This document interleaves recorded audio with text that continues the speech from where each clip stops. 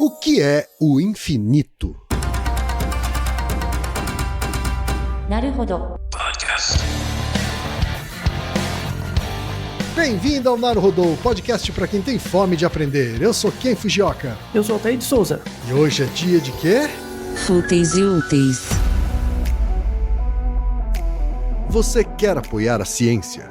Quer apoiar o pensamento científico? Quer ajudar o Naruhodo a se manter no ar? Ouvir os episódios e espalhar a palavra já é um grande passo. Mas existe um outro jeito. Quem possibilita isso é a Orelo. Você escolhe um valor de contribuição mensal e tem acesso a conteúdos exclusivos, conteúdos antecipados e vantagens especiais.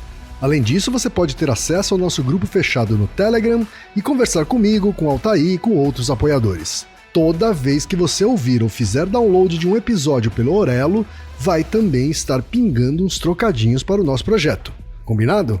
Então baixe agora mesmo o app Orelo no endereço orelo.cc ou na sua loja de aplicativos e ajude a fortalecer o conhecimento. É a Black Friday Alura.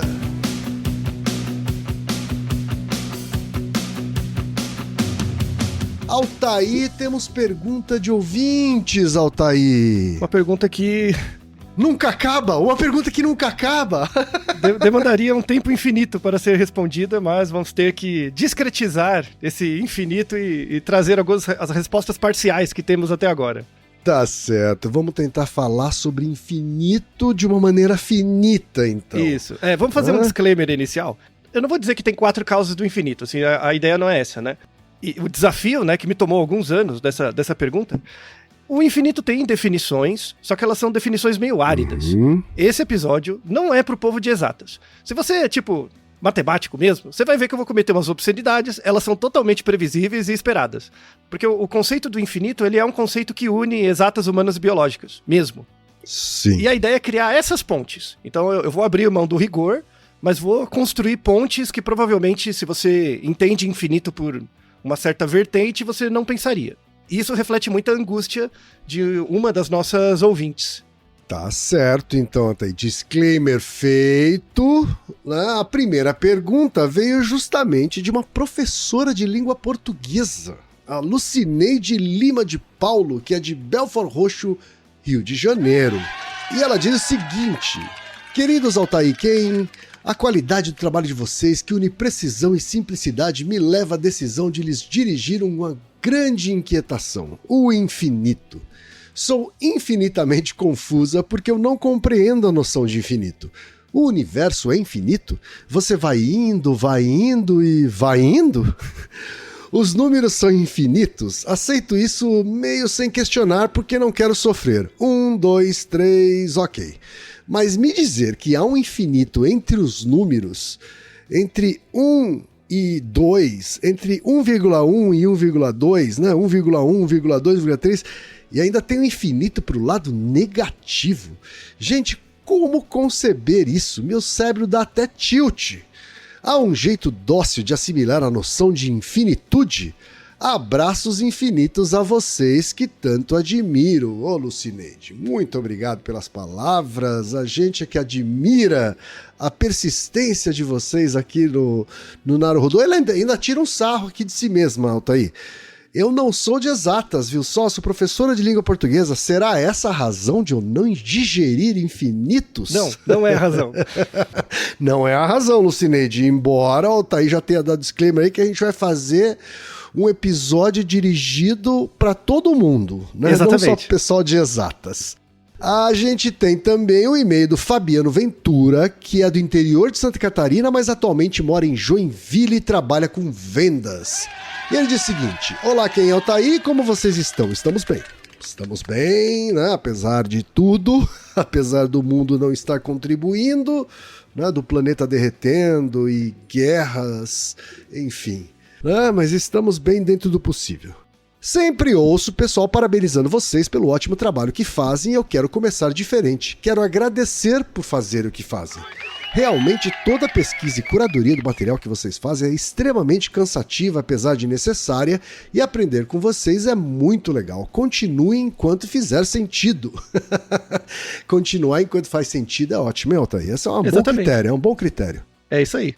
Agora, falando da minha pergunta, essa é uma questão antiga na minha cabeça, mas nunca fui atrás de tentar encontrar uma resposta porque sempre me pareceu óbvia a resposta de que a matemática foi encontrada. Uma coisa que me marcou muito é que quando eu estava na faculdade, eu sou formado em engenharia, eu ouvi um professor falar: matemática é o idioma pelo qual a natureza se expressa e a física é a maneira que nós interpretamos o que ela diz. E na minha cabeça isso fez muito sentido.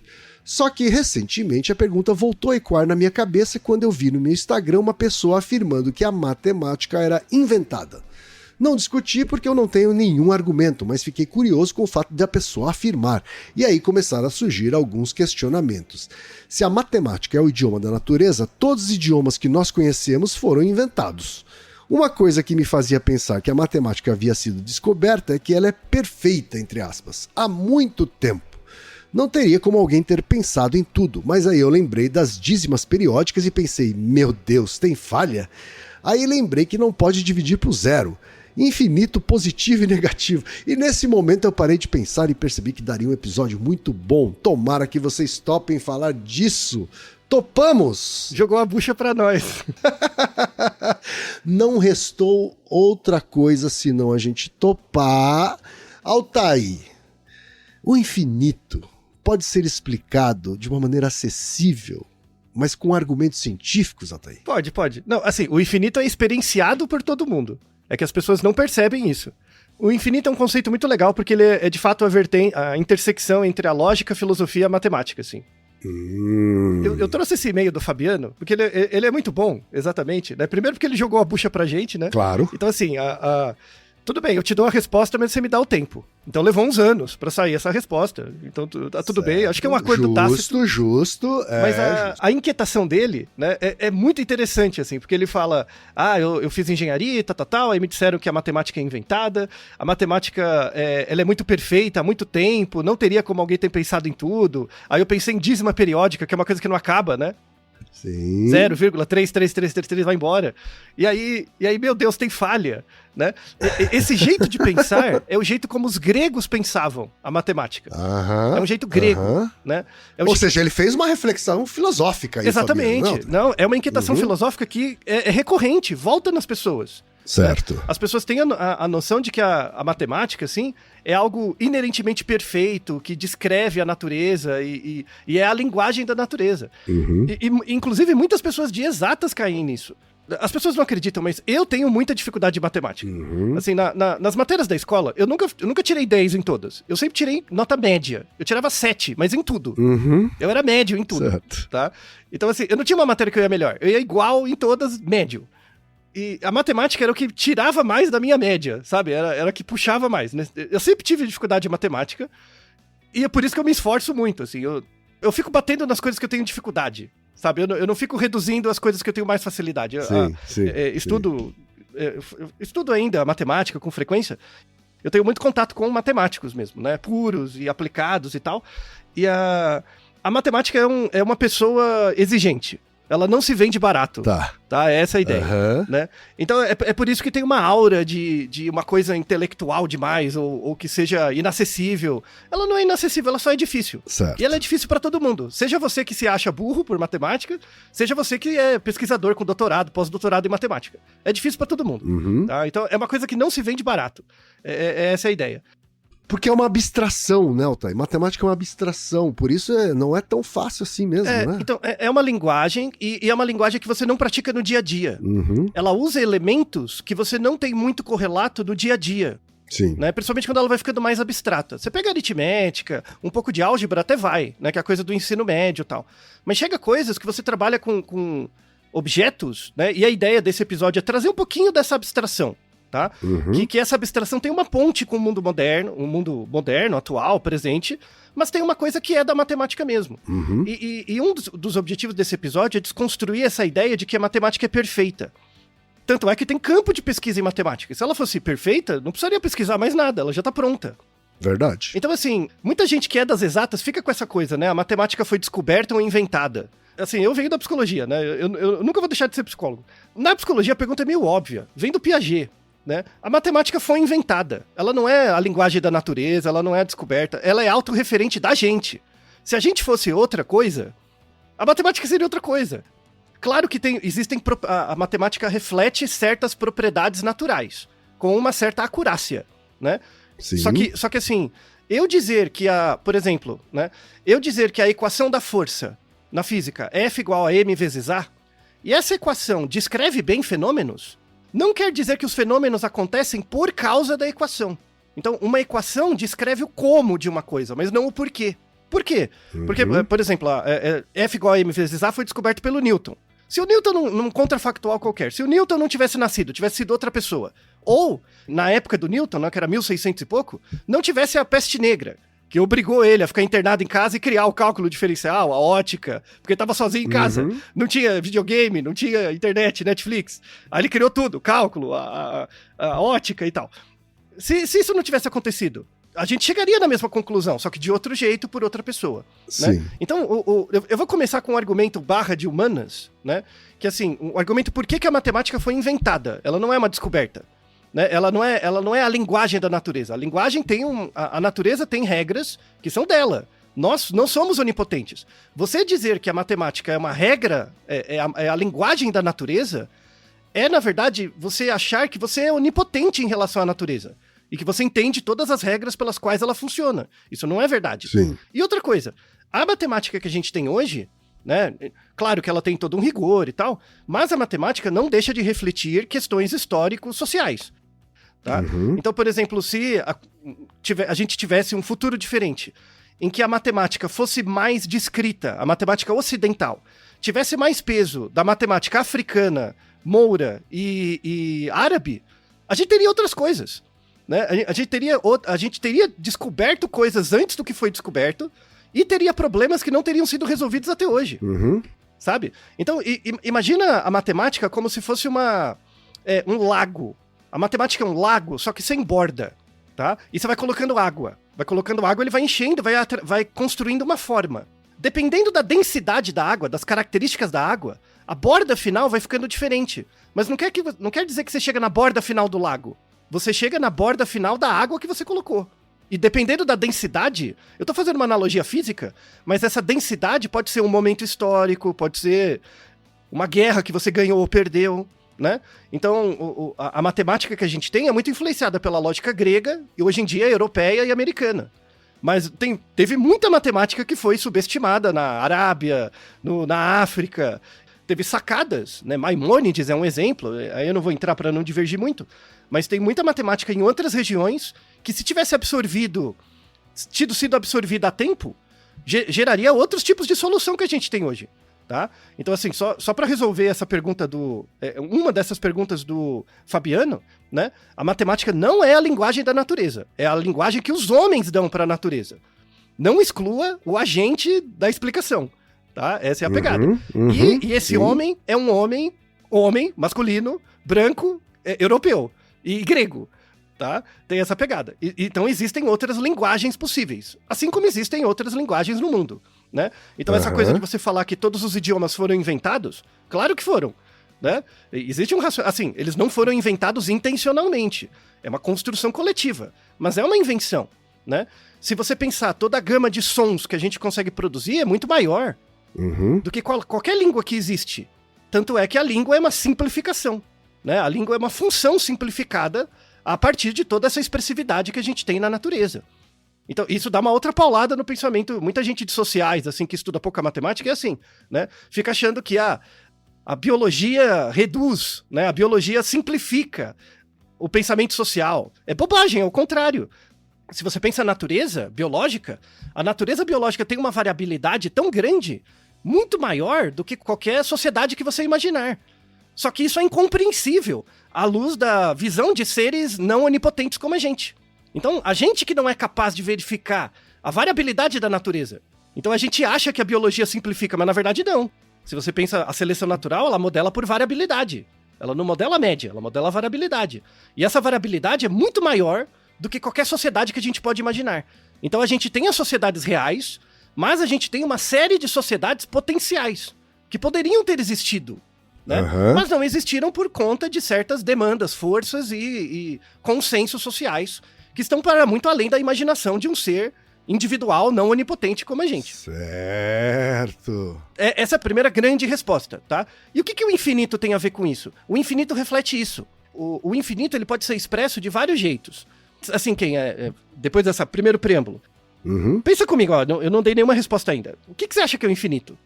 Eu não sei descrever o que é o infinito, mas é engraçado que quando se fala em infinito, ou quando eu falo a palavra infinito, a imagem que me vem à cabeça é de um breu. Uhum. É de uma coisa escura, uma coisa sem luz, sabe? Ampla. Ampla e indescritível, assim, sabe? A não ser dizer que é escuro. E você relaciona com o espaço? Relaciona com o espaço, eu acho.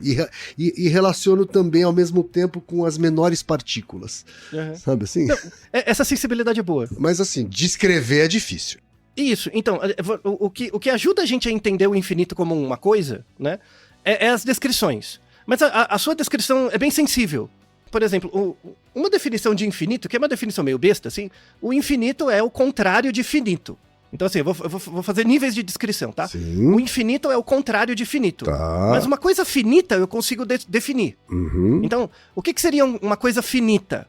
Uma coisa finita é uma coisa descrita por um processo de contagem em um tempo finito. Uhum.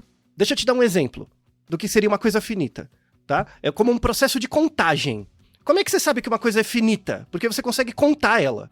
Porque você tem que chegar no final. Verdade. Não é verdade? Então, Boa. essa é a primeira Boa. sensibilidade. Como é que você sabe que uma coisa é infinita? É uma coisa que você não consegue contar. Não chega no final. O finito chega, Uhum. né? Certo. Então, por exemplo, ó, imagina um copo... Sabe um copo americano? Esses copos de boteco, Uhum. né? De mesa de bar, de ferro, tá? Tem aquele copo padrão americano. E sabe que é um M&M, o chocolatinho, Uhum, o M&M. uhum. Quantos M&M você consegue colocar num copo americano? Você tem um palpite? Sei lá. Não tem certo e errado. Algumas dezenas, vai. Tá bom. Mas você percebe que é um número finito?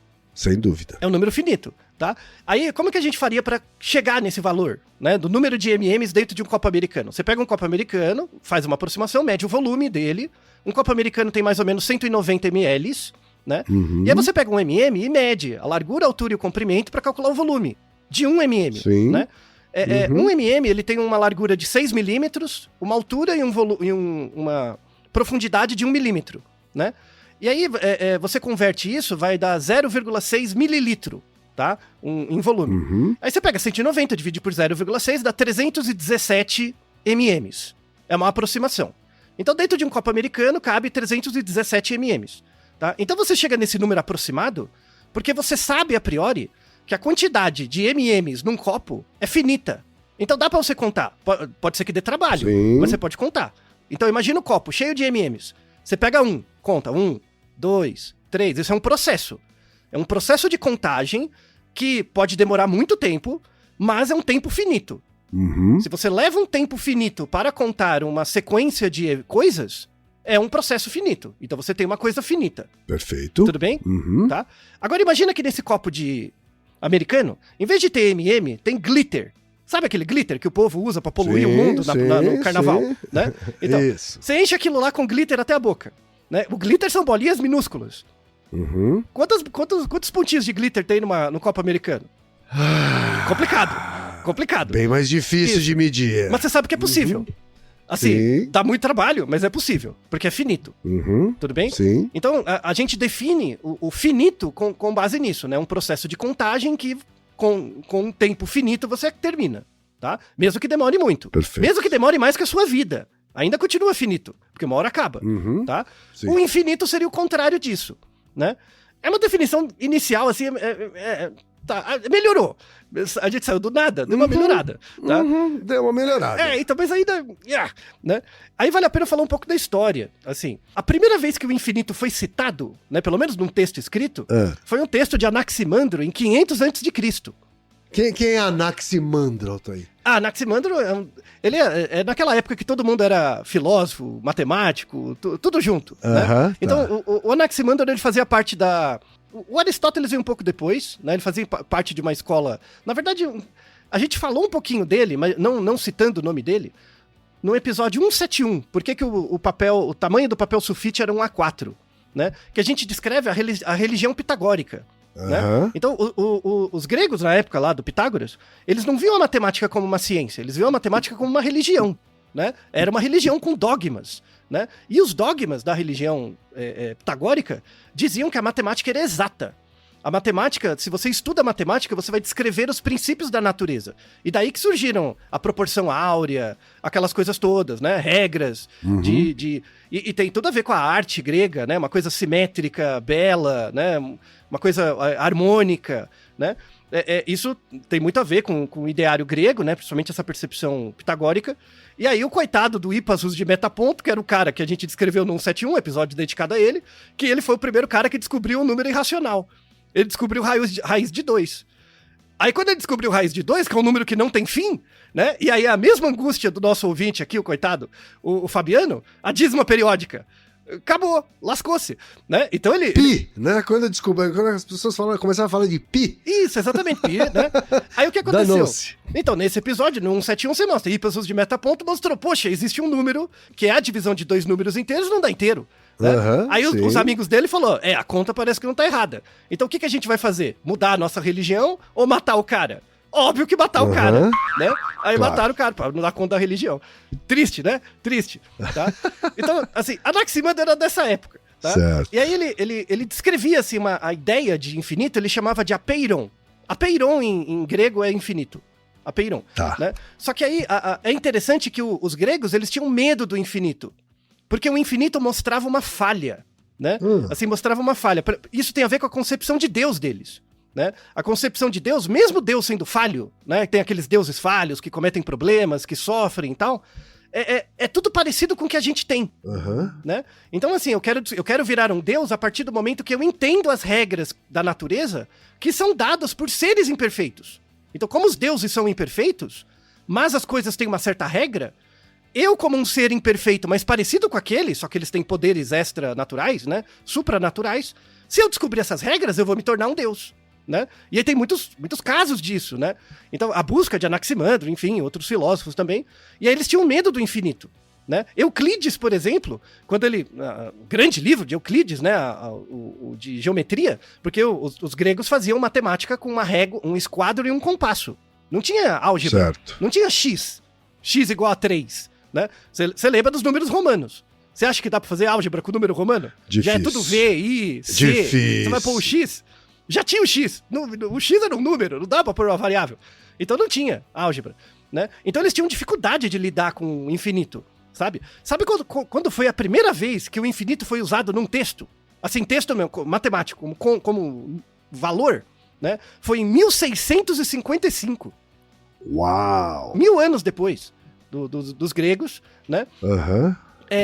Tem um pesquisador que ele usou, assim, ele definiu inicialmente o infinito, e ele foi o primeiro que usou o símbolo de infinito, né? Que é aquele 8 deitado, né? Na verdade, aquele nome chama Lemniscata. O nome daquele símbolo é... Lemniscata. Lemniscata, é o nome do símbolo do infinito, né? Foi usado a primeira vez em 1655, mas é interessante trazer uma fala do Aristóteles, né? Ele falava do infinito, né? Do apeiron, né? E ele falava assim que existem 2 infinitos.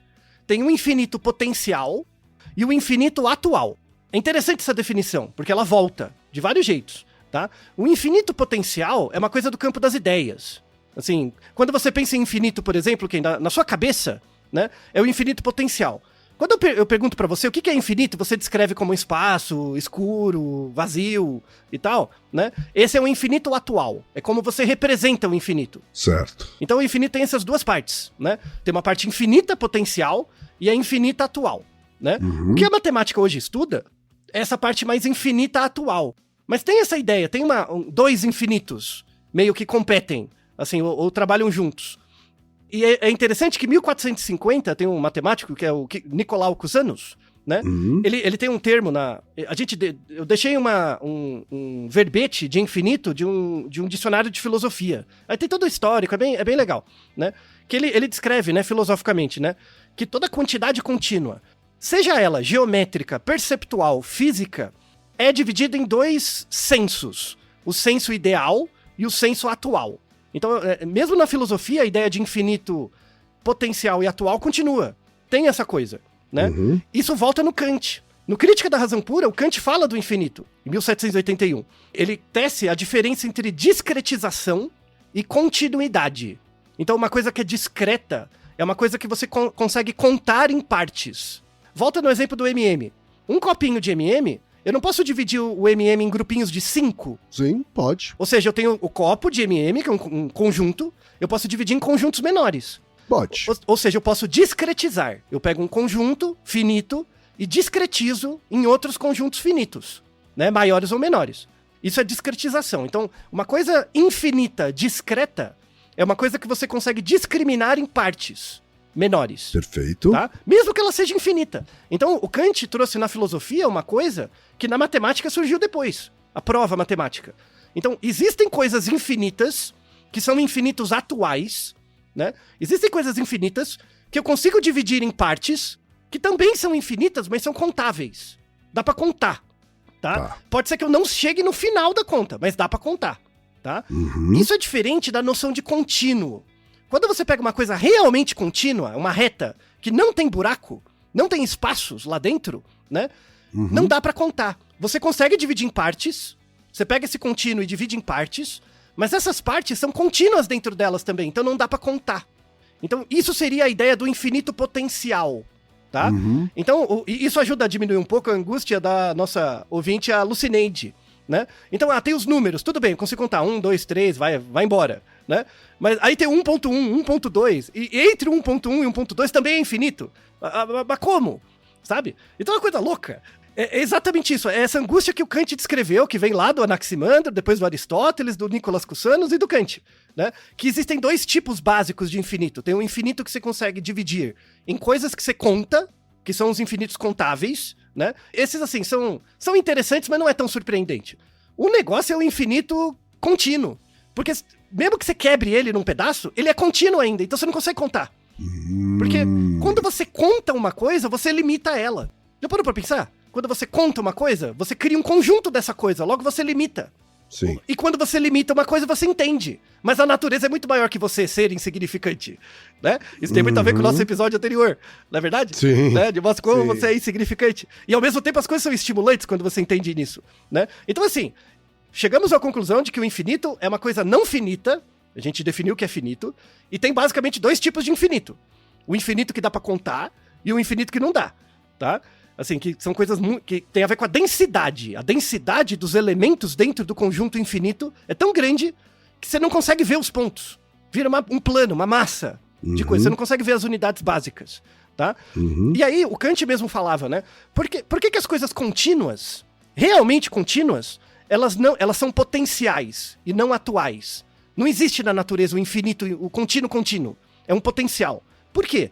Porque o nosso espaço e o nosso tempo é finito, é contável. Então, você não consegue colocar um objeto incontável num espaço de tempo contável. Não cabe. Vai ficar um buraco. Você não vai ver. Entende? É como você enxergar em 5 dimensões. Por exemplo, você enxerga em 5 dimensões? Você enxerga em 3, né? Sim. Você enxerga em 3. A física é em 4 dimensões, porque tem o tempo. Né, a métrica de Minkowski, são 4 dimensões. Mas você consegue enxergar em 5? Não. Você não consegue enxergar em 5 dimensões. Mas ela existe. Existe do ponto de vista potencial. Em algumas situações, você até consegue modelar essa coisa, mas não quer dizer que você vai ver. Percebe? Tá. Por exemplo. Pensa em economia. Imagina uma variável. Eu quero prever a inflação. Eu vou inventar, tá? Esse modelo não é acurado. Eu quero prever quanto vai ser a inflação do mês que vem. Tá? Então eu quero descrever essa variável inflação e eu vou usar outras 4 variáveis macroeconômicas. Tá bom. Ou seja, eu tenho um plano com 5 dimensões. Eu tenho 4 dimensões que são variáveis para prever uma. Isso existe. Você até matematiza, chega no resultado, consegue prever, vê a qualidade da previsão. Sim. Só que você não vê com o olho. Você não vê com o olho. Verdade. Né? Por quê? Porque o que você está estudando? Na natureza existem 5 dimensões. Mas essas dimensões existem pela interação de outras dimensões. Então, assim, a realidade é descrita por um plano com 4 dimensões. X, Y, Z e o tempo. Certo. Só que as interações entre os elementos dentro desse campo geram outras interações que você não vê diretamente. Mas você vê por meio de uma linguagem. E uma dessas linguagens é a matemática. Percebe? É uma forma de acessar. né? E sabe que outra linguagem ajuda a entender isso? Que aí tem a ver mais com a nossa ouvinte alucinante? A poesia. Tem o mesmo papel, ou a filosofia. Quando eu te conto uma ideia, por exemplo, antes de começar o episódio, você tinha uma concepção muito vaga do infinito. Muito estética. Conforme eu vou te dando algumas definições, você localiza ela um pouco melhor. Parece que ela ganha uma materialidade. Sim. Você percebe? Quando eu digo que o infinito não é finito, e eu defino o finito como um processo de contagem, já dá uma melhoradinha. Você não chega lá no que é, Já. mas dá uma melhorada. Você percebe que o infinito começou a ficar algo um pouco mais material? Apesar do infinito ser algo potencial, você aproximou ele por meio de conceitos atuais. Sim. Conceito de contagem, conceito de conjunto. Ou seja, o infinito é algo que você não chega, mas você aproxima. E aí isso tem tudo a ver com o segundo episódio que a gente gravou sobre se o ser humano é inerentemente bom ou mal, que é como você se define. Você se define pela negação. Então você nasceu no Paraná, né, Ken? Você não sabe o que é ser paranaense. Você sabe o que é ser paranaense pela negação. Você sabe que você não é gaúcho. Certo. Você não é gaúcho. Você não é baiano. Não, Né? exato. Você não é paraense. Certo? Por aquilo que você sabe, né? Eu sei que eu não sou uma coisa. Você aproxima daquilo que você é. Mas você não vai descobrir o que você é. Você só sabe a negação disso. O infinito é exatamente o mesmo processo estético. É uma entidade potencial que tem correlatos atuais, presentes, como dizia o Aristóteles, que a gente, descobrindo regras de diferentes campos do conhecimento, a gente aproxima ele. E nesse sentido a gente ganha a concretude do infinito. Mas a gente nunca tem uma dimensão do infinito que é misteriosa mesmo, por conta da nossa insignificância. Né? Então a gente acha que o infinito é paradoxal, quando na verdade a gente que não é onipotente. É só isso. A gente coloca a culpa, o infinito é paradoxal. Não, a gente que é errado. A gente que é zoado. Né? A gente que é modelado por um processo de seleção natural que não tem consciência de si mesmo, cujo força evolutiva é pra gente se reproduzir, pra sobreviver e não pra entender o mundo. O errado é a gente, tá? A natureza tem as regras delas, tá? A gente que é zoado, a gente que lute. Não é interessante essa parte filosófica? Muito, assim, né? muito. E aí eu vou você me fez adiantar um pedaço. Só pra dar um vislumbre dessa ideia, pra parte de humanas. Eu quero dar uma explicação poética do que seria o infinito. Tá? E aí é um exercício rápido, todo mundo vai fazer, você também vai fazer, quem, tá? Um exercício rápido é o seguinte, então, ó, preste atenção no que eu vou falar, tá? E tenta, assim, não julgue, só sinta, tá? Pronto, quem? Pronto, Reginaldo? Sim? Então, assim, ó, o exercício é o seguinte, feche os olhos, conte até 1. É assim que parece uma eternidade. Isso que é o infinito. Entre o 0 e o 1, passou uma quantidade infinita de unidades de tempo quantificáveis, que não é mensurável. Sim. Entre 0 e 1. É assim que parece a eternidade. A eternidade é um processo tão longo que você não sabe o que é. Você não tem nem capacidade de expressar ele. Né? O infinito, o tempo infinito ou a questão infinita, você não consegue. Nem o universo é infinito. Mas o universo é repetido. A cada momento que você para, olha pra você mesmo e conta até 1. Aquele momento é o momento onde você sente o infinito. Pra dentro. E um pouco pra fora também. Então o infinito você vivencia continuamente. Continuamente. Certo. Não é bonito? Essa é uma parte estética. Tá? Mas agora vamos, assim, falta carne. Porque aqui tá muito abraçado. Eu diria até que essa definição mais tilelê aí é a que conversa comigo de maneira forte. Isso, então, exato. A ideia é dar várias definições para que... Não é para que você escolha qual conversa melhor com você. É que você perceba que tem várias. Porque nós todos somos falhos e limitados. E a ideia é quanto mais definições você tiver, mais rica é a sua definição intelectual individual. Essa é a ideia. Não é ficar com a definição tilelê, ela é falha também, ela é ruim. Porque você pode usar isso para extrapolar para várias coisas zoadas também. Assim como a definição estritamente matemática, você pode usar isso para... Tem suas limitações também. É claro, e você pode usar isso, por exemplo, para ser colonialista, né? Você que não entende isso é porque você é uma raça limitada, você não é bom o suficiente para ser eugenista, quando na verdade você é só um tapado. Mais um, né, limitado também. Agora vamos para uma parte um pouco mais matemática. Então, assim, você já entendeu que o infinito tem a ver com contagem, né? E a questão é se eu consigo contar até... Eu consigo chegar no final ou não, tá? É uma ideia assim. Você deve ter estudado, você estudou na escola, com certeza, os conjuntos de números. Lembra? O conjunto dos números naturais, dos inteiros e tal. Então, imagine na sua cabeça uma reta com os números naturais. Por isso que chama natural, não tem negativo. Número natural, 0, 1, 2, 3, vai embora. Esses são os naturais, tá? Qual que é o tamanho desse conjunto? Qual o tamanho do conjunto? Infinito. Infinito, ótimo, tá? O conjunto, isso, porque vai embora, né? Agora imagina os números inteiros, que é o conjunto Z.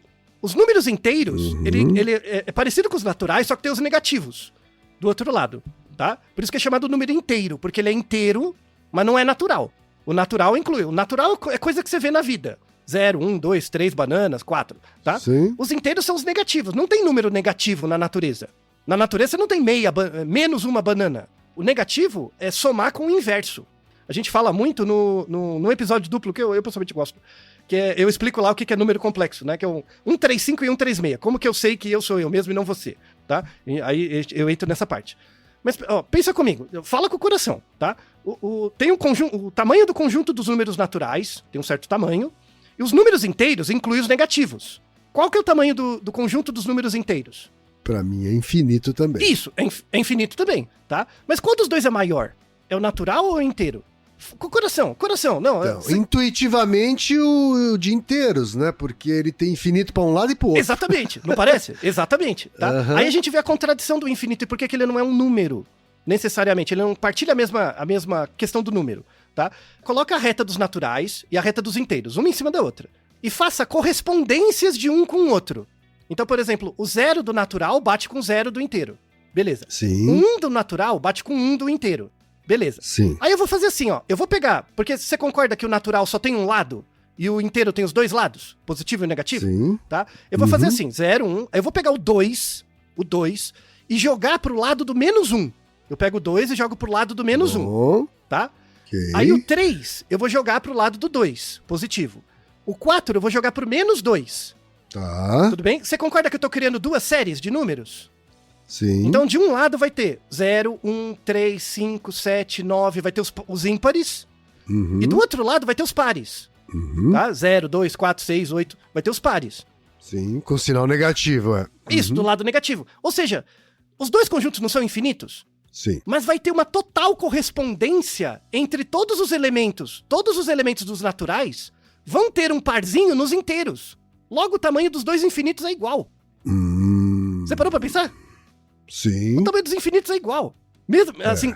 Eu tinha pensado de uma outra forma até, assim, né? Porque eu respondi intuitivamente, né? Porque, enfim, né? O natural, o infinito dos números inteiros parece maior, né? Porque tem infinitos dos dois lados, etc. Mas também a gente tende a enxergar como se as coisas fossem só pra direita e pra esquerda, assim, né? Isso. E aí fica dando essa sensação de que os inteiros é o infinito maior. Exato. Quando na verdade eles podem ir para qualquer sentido e aí não necessariamente um tem um tamanho maior que o outro. Né? E a questão de não ter fim. Uhum. Né? Como não tem fim, sempre vai ter uma correspondência. Né? Sempre vai ter uma função que liga eles. E vai ter uma correspondência de um ponto para outro. Né? Isso em matemática, você viu no colégio, é chamado bijeção. Lembra de função injetora, bijetora? O nome você lembra. O nome já bateu no seu hipocampo. Mas eu não lembro o que é isso. Não, então, assim, quando você tem dois conjuntos, que para cada elemento de um conjunto tem um parzinho no outro, eles são bijetores. Então eu vou do A do conjunto 1 pro A do conjunto 2 e volto. Sim. São bijetores. Certo. Tá? Então isso é chamado bijeção. Então existe uma bijeção entre o conjunto dos naturais e dos inteiros. Certo. Cada elementinho dos naturais bate no inteiro. Como tem uma correspondência dos dois, eles têm o mesmo tamanho. Então, certo. assim, você não sabe o tamanho real, porque é infinito. Você não sabe o tamanho, Isso, mas você sabe que tem você uma só sabe correspondência. que são iguais. Isso. Mas não é sabe que tem o mesmo contraintuitivo? tamanho, não iguais. É bem contraintuitivo. Exato. Né? E essa contradição tá na natureza? Não, tá na gente. Porque a gente não é capaz de contemplar o infinito na sua dimensão potencial. É por isso que a gente não entende. Depois tem o conjunto dos números racionais. Lembra? Porque a primeira é 0, 1, 2, 3, 4. Aí tem meio, 3 sétimos, né? Tem os números quebrados, tá? Os números racionais. Aí você, assim, aí não dá pra fazer por áudio, mas imagina um eixo cartesiano, x e y, em que x está nos inteiros, z, e o y também nos inteiros, né? Certo. Se você tem um gráfico x e y, e você pega um ponto no gráfico, esse ponto não vai ter uma coordenada no x e no y? Sim. Então você não consegue imaginar esse plano XY como uma matriz de pontinhos? Sim. Sendo que cada ponto tem uma coordenada no X e no Y? Correto. Tá? Ó, eu pego um eixo de números inteiros e eu consigo colocar nessa matriz de pontinhos todos os racionais. Todas as frações vão estar dentro dessa matriz. Vai ter um pontinho para elas. Ou seja, os números naturais, os números inteiros e os números racionais têm o mesmo tamanho. mesmo parecendo mais coisas. Tem tudo o mesmo tamanho, porque o infinito não tem fim. Uhum. É muito louco. Certo. Tá? Então, até aí, já tava bugando a galera, né? Aí, assim, isso aí até o século XVII, beleza, já sabia. O bagulho chegou ao século XIX. Chegou ao século... Quando entra no conjunto dos reais, que é o números reais, né? Os reais entra as dízimas, entra a raiz de 2, entra a pi, entra a e, entra esses negócios todos. Os reais é o contínuo real. Todos os outros você consegue contar. Né? Mesmo que seja uma conta infinita, mas você consegue contar. Chega no final lá, 5/4. Verdade. Tem um final. O real você não consegue contar. É contínuo mesmo. É. E aí, não existe um ponto de uma dízima no eixo X dessa matriz bidimensional. Quando você chegar lá, já não é ela, porque tem mais, sabe? Então, sim. A analogia que eu sempre faço é assim, pensa o número pi. Pi é 3,1415, vai embora, tá? Imagina que isso... Né? Você plantou uma árvore e hoje essa árvore tem 10 anos. Sim, ok. Algum dia na vida dessa árvore, ela teve 3 anos? Sim. Algum dia da vida dessa árvore, ela teve pi anos? Sim. Teve, isso passou. Né? Ou seja, na natureza existe essa quantidade infinitesimal, só que você não consegue captar, porque você é falho. Você é discreto, a natureza é contínua. Você é um ser discreto. Tá? O objeto de medida que você usa pra medir é discreto, mas a coisa é contínua. Percebe? Tá? Então buga mesmo. Aí o grande cara, e inclusive eu deixei na descrição uma biografia simples da vida dele, o George Cantor, século XIX, ele mostra que os reais é um conjunto maior que os outros. O conjunto dos reais é um conjunto maior, porque você não consegue contar. E aí tem uma prova por meio de uma matriz, que você pega a diagonal. Né? A diagonal dessa matriz sempre vai ser um número real, diferente de qualquer outro número real que você estiver olhando. Então, aí a matriz fica mais difícil, tem uma referência, mas a ideia que ele mostra é que ele mostrou, né, que existem os infinitos contáveis, que é o número dos naturais, dos inteiros, dos racionais, e os infinitos incontáveis. Ou seja, ele foi o cara na matemática que juntou com a filosofia do Aristóteles e do Kant. O que o Aristóteles e o Kant falavam na filosofia, daquela coisa do contínuo e do discreto, ele pegou e formalizou matematicamente. E aí o que aconteceu com ele? Tinha outros matemáticos da época que começaram a fazer um bullying sério com ele.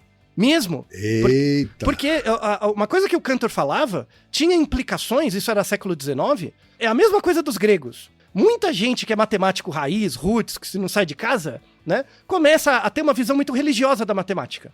Que a matemática é a linguagem de Deus, sabe? Uma coisa assim. E não é, velho. Não é. Quando o Cantor mostrou essa coisa, que tem coisas que não dá pra provar, né? Não tem como contar. Não dá, né? Ele provou que é impossível contar. É impossível contar um conjunto infinito não contável. Ele provou isso. Você percebe que a matemática não é perfeita? Não, como assim que eu provei que é impossível fazer uma parada, né? Aí os outros matemáticos fizeram um bullying tão grande com ele, com Cantor, que durante décadas da vida dele, ele sofreu de depressão crônica. Ele teve uma vida miserável. Miserável. Culpa dos putos crentes do inferno. Igual o Hipasos de Metaponto. Um morreu afogado, outro morreu deprimido, né? Inclusive, nessa descrição da vida dele, tem um relato do psiquiatra dele, que fala, assim, do quanto ele sofria mesmo. Tipo, ele sofria bullying direto, o tempo todo, né? Então, ele realmente deu a vida dele para mostrar que hoje é um dado, assim. Ele criou toda uma área nova da matemática, que é a teoria de conjuntos e tal. Na verdade, a teoria das categorias, né, que é uma área da matemática pura, veio graças a ele, né? Como é que você opera com infinitos incontáveis e tal. Foi uma pessoa que sacrificou sua vida por conta disso, tá? É muito triste, vale a pena, veja uma fotinho do cara em homenagem a ele, pelo menos. Então a gente chega num ponto, ó, que pela filosofia e pela matemática a gente chega nessa ideia que tem dois infinitos. Tem o infinito contável e o não contável. E aí, assim, falando da matemática pura mesmo, né? Qual que é a ponte disso para computação? E aí é a sua área, né? É uma área antiga, mas é a sua área, né? Por que é computação? E aí você lembra do Alan Turing, né? O Alan Turing, dos pais lá, junto com a Ada Lovelace. Depois, a Ada veio antes, o Alan Turing veio depois. Criptografia, computação e tal. Tem aquela ideia da máquina de Turing, né? Da máquina de Turing. Sim. E aí o Turing, ele mostrou que tem vários, assim, tem infinitos números reais que não são computáveis num computador. Por que eles não são computáveis? Porque como não dá pra contar, eu vou precisar de um número infinito de máquinas de Turing pra computar esses números. Logo, eles não são computáveis. Então, essa brecha na matrix da matemática gerou uma brecha na matrix da computação também. né? E isso é a base da criptografia, o quanto que eu consigo aproximar do incontável, é o quanto que eu consigo esconder uma coisa. Então isso tem uma sacada muito importante para a criptografia, para a matemática aplicada também. Uhum. Como que hoje, por exemplo, a gente estuda um pouco a ideia do infinito, assim, de uma forma mais abstrata? Existe assim, tem uma área que é chamada teoria dos conjuntos ou teoria das categorias. A teoria das categorias, ela estuda a matemática da matemática. Como é que você cria formalizações para descrever certos objetos matemáticos. E ela trabalha muito em função de conjuntos. Você percebeu que, para eu entender o infinito, eu tenho que entender o que é um conjunto. Uhum. E eu tenho que entender quantidades dentro do conjunto, se eu consigo contar ou não, tá? Volta lá nos MMs, tá bom? Uhum. E aí tem um negócio que é chamado, que eu falei antes, que é a função, né? Uma função que liga dois conjuntos. Como é que eu sei que os naturais e os inteiros têm o mesmo tamanho? Porque eu criei uma função que liga cada elemento dos naturais com dos inteiros e eu chego que eles são correspondentes, eles são bijetores. Logo tem o mesmo tamanho. Tudo bem, Kim? Certo. Tá? Ok. Então, a teoria das categorias estuda isso. Estuda essas funções de contagem. Funções de tamanhos de conjuntos. Então, por exemplo, pros teóricos da teoria das categorias, o infinito é um número. Por que ele é um número? Porque ele é o valor de um conjunto. Ele não é um número, ele é o número de elementos de um conjunto, ele não é um conjunto. Então, pro pessoal da teoria das categorias, o infinito é muito importante, porque ele é de fato um número. Ele é o número que descreve um valor associado com um conjunto. Isso é uma coisa. Pra quem é da álgebra... Mas pi seria um elemento? Pi seria um elemento. Incontável. Pi seria um elemento. Incontável. Mas ele é um elemento. Ele é definido. Ok. Né? Eu defino pi pela divisão de dois números inteiros. Eu chego em pi. Tá bom. É lá o círculo, o diâmetro pelo comprimento dá o pi. Acabou. Tá? Aham. Então eu defino ele, se eu defino ele existe, ele só não é contável. Mas ele tá lá. Ele faz parte do conjunto. Aí eu tenho que criar um conjunto com características particulares onde o pi more. Aham. E outros números. Certo. Aí você vai estudar propriedades disso e tal. Né? A teoria das categorias e tal. E aí existem duas leis, não leis, mas dois axiomas, básicos, né? Da teoria das categorias. Uhum. Um é o axioma da escolha. Que quem é matemático delira com o axioma da escolha, porque não dá pra testar ele. Né? O axioma da escolha diz o seguinte, né? Que se você tem uma família arbitrária de conjuntos e você sabe com certeza que nenhum desses conjuntos é vazio, eu tenho vários conjuntos, imagina, várias bolinhas. Eu tenho vários conjuntos e nenhum deles é vazio. Tá. Eu consigo criar uma função que consegue sortear esse conjunto, dentre outros, certamente. Então, por exemplo, imagina um saco cheio de conjuntos. Aham. E eu pensei na minha cabeça uma ordem de conjuntos. Eu consigo criar uma função, por mais complexa que ela seja, eu consigo ir naquele barril de conjuntos e sortear um conjunto de conjuntos igual que eu tô pensando. Tá bom. Ok. Tudo bem? Esse é o axioma da escolha, tá? Só que não dá pra provar isso. Por que não dá pra provar? Porque o conjunto dos números reais não é contável? Incontável? Sim. Não dá pra contar ele, né? Sim. Eu só vou dizer que isso é verdade, que existe essa função, se eu conseguir contar. E eu não consigo. Então é um paradoxo. Percebe que é um paradoxo? Então, matemático puro, ele chega um pro outro e fala assim, você acredita no axioma da escolha ou não? Se você acredita, você é meu amigo. Se você não acredita, vai pra lá.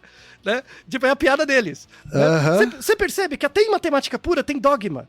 Tem uma coisa que depende de fé. Né? Sim. Se você assume que o axioma da escolha é bom, ele vale, porque não dá pra provar. Se você assume que ele é válido, Aham. aí tem as consequências, aí você prova várias coisas, né? E aí muita gente fica provando outras coisas pra aproximar da verdade, que é dizer que o axioma da escolha é verdade. Porque você nunca vai conseguir provar ele. Aham. Percebe que a matemática, mesmo pura, no limite, ela tem uma falha? Ela tem uma falha que você consegue provar que você não consegue provar uma coisa, e assumindo que ela é verdade, provando outras coisas, você reduz a incerteza em relação àquilo que você não consegue provar. Hein? Não é bacana? Que puta, isso é foda! Meu Deus, agora fui eu que buguei. Não, mas você entendeu, vai. Você sentiu no seu coração. Né? Isso parece mais Senti, tilelê. senti. Você sentiu no coração. É um outro tipo de tilelê, não é verdade? É o tilelê de exatas. Isso, Chegamos isso. no tilelê de exatas. Isso, é verdade. E aí tem a ver com outro axioma, né? Que é o princípio da boa ordem. Né? Para os números discretos, para os conjuntos discretos é fácil, mas para os contínuos é difícil. O princípio da boa ordem diz o seguinte, que todo conjunto, nos reais, pode ser bem ordenado. Você consegue ordenar, sabe? Vai ter um que vem antes do outro, que vem antes do outro, você consegue ordenar de algum jeito. Certo. Tá? Esse é o princípio da boa ordem graças ao princípio da boa ordem, a gente acredita que o princípio o axioma da escolha dá certo, tá? Mas você percebe, isso tá no limite. Isso é um dos exemplos de limites da matemática. Tem gente fazendo doutorado sobre isso, uma pira louca, estudando isso, tá? Mas a ideia é que você sai de uma coisa muito formal, que você viu no ensino médio, os conjuntos, função, injetor, bijutor, sobrejetor, papapá. Aí cai na filosofia lá, os caras falaram umas ideias. Aí você vê que o Cantor provou que existe 2 tipos de infinito, contável e incontável, né? E aí você chega num limite que, por conta do infinito ser incontável, você consegue provar que você não consegue provar algumas coisas. Ou seja, a matemática é falha. Sim. Porque ela é feita pela gente, que somos seres falhos também. E aí volta a ser filosofia de novo. Não é legal? Hein, Kay? Uau! Não é interessante? Não é? Muito, muito. E olha que a gente nem viu o impacto disso para a probabilidade. Porque assim, que é a minha área, mas eu não sou matemático. Tá? Eu tô aqui de bico. Eu tô dando uma de bicão, tá? Porque eu sei que é da matemática, vai doer o ouvido várias coisas, tá? Existe uma discussão hoje na matemática pura, tal, que essa teoria das categorias vai mudar e vai virar uma coisa que chama teoria dos tipos. Então, ao invés de ter categorias, vão ter tipos. E aí, mas aí é uma discussão toda abstrata, quem tem geometria, eu não tenho capacidade de entender isso agora, tá? Tudo bem, você percebeu que o infinito vem de um processo de contagem e vem de conjuntos, para você entender ele de uma forma um pouco mais palatável. E, na verdade, tem 2 tipos de infinitos, os contáveis e os não contáveis, os discretos e os contínuos, né? E aí tem uma série de implicações. Aí tem uma pira das pessoas, principalmente, eu tinha isso quando eu era criança, qual que é o maior número que existe? Já parou pra pensar? 1, 2, aí tem os bilhões, os septilhões, sei lá o quê. Sim. Qual que é o maior número? Porque se infinito não tem fim, não tem o maior número, né? Mas tem os matemáticos que ficam buscando isso, números maiores, o Google, o Goggle e as coisas e tal, né? Eu sei que pros românticos o maior número é infinito. Isso. Só que infinito não tem... Então. Eles falam assim, só que infinito não é um número. Isso. Né? Um infinito então, mais um infinito não dá 2 infinitos. Exatamente. E aí fica aquela coisa, né? Eu te amo. Ah, mas eu te amo 1 milhão. Isso, exato. Não, mas eu te amo o infinito. Né? E aí começa que, não, mas eu te amo infinito mais 1. Não, vamos melhorar esse chaveco. Né? Porque claramente isso o infinito mais 1 quer dizer que você não sabe do que você tá falando, você não sabe o que você sente. Tá? Exatamente. Então, na verdade, o que eles tentam descobrir é o maior número que tem propriedades de número, que não é infinito. Sim. Tá? Sim. E aí, dentro da teoria das categorias, tem esse número. Ah, é? Tem esse número, que é... Existe um número que, na verdade, não é um número dentro de um conjunto, é um número que reflete o número de elementos de um conjunto. Tá? Então, imagina um conjunto, esse conjunto tem uma etiqueta. Certo. E a etiqueta, isso é chamado cardinalidade. Tá? É a quantidade cardinal do maior conjunto não enumerável que você imaginar. Tá? Esse número é chamado de cardinal inacessível. Então você pode falar, eu te amo, o cardinal inacessível. Pronto. Uau, não tem uma coisa maior que isso. Elevado a cardinal inacessível. Isso, né? Isso. O número de coisas que eu faria por você é um conjunto com a cardinalidade inacessível. Pronto. Tá, né? Certo. Com certeza então. Você perdeu a pessoa. Já perdeu ela na metade, mas não importa. Tá? Não importa. Tá bom? Perdeu o romance, mas não perdeu o chaveco. Mas provou a teoria. É o que importa. Provou o teorema. Tá? Então, assim, toda essa parte relacionada à estatística, tem uma estatística, entendeu? O infinito opera muito na estatística, na álgebra e tal. Né? Esse episódio é para dar uma explicação um pouquinho mais interdisciplinar do infinito, que ele veio da filosofia, vem da matemática, vem da física, e ele é uma coisa que, de fato, existe enquanto ideia potencial, né? Volta na diferença lá do Aristóteles. Ele existe enquanto ideia potencial. Quanto mais você conhece de conceitos sobre ele, mais você aproxima dele. Você nunca vai saber potencialmente o que ele é. E cada uma das definições que você entende de infinito é um infinito atual. Então todas essas definições que a gente deu de infinito são definições atuais, que aproximam dessa potencial, que na verdade a gente nunca vai chegar porque a gente não é onipotente. Mas a busca é o caminho. É ir aproximando nisso. E aí você vai aproximar pela filosofia, pela poesia, pela matemática. A ideia é que você não escolha só um caminho, senão vai ficar tilelê. Ou você vai virar xenofóbico ou eugenista. A ideia é botar tudo no balaio e você tá lá no meio da marola. Certo. Mas só pra encerrar o episódio, né?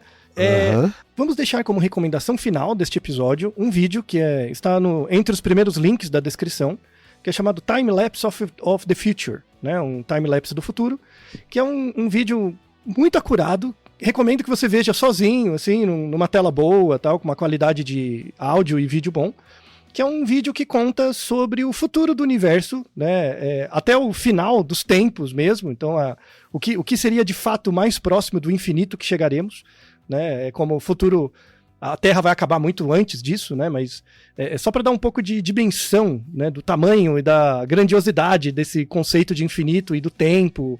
Enfim, esse vídeo é muito bom, é muito sensível e ele é muito acurado do ponto de vista da física. Então fica como uma recomendação estética para as pessoas que se interessaram por esse episódio e chegaram até aqui, tá? Então espero que isso tenha diminuído a angústia, né, da Lucineide, né? Agora, como professora de português, ela talvez consiga escrever um texto sobre isso, né? Uhum. E o nosso amigo engenheiro, o Fabiano Ventura, espero que ele tenha vencido essa angústia grega e agora se coloque em outra angústia, né? Que é a angústia moderna. É verdade, porque nossas angústias também são infinitas. Exatamente. Né? E chegamos ao final do episódio que fala daquilo que não tem fim. Exato. E Naruhodô, ilustríssimo ouvinte. E você já sabe, aqui no Naruhodô, quem faz a pauta é você. Você tem alguma pergunta pra gente ou quer comentar algum episódio? Escreva pra nós. podcast@naruhodô.com.br. Repetindo? podcast@naruhodô.com.br. E lembre-se, mande nome completo, idade, profissão e a cidade de onde você está falando. É isso aí. Naruhodô. Esse podcast é apresentado por b9.com.br.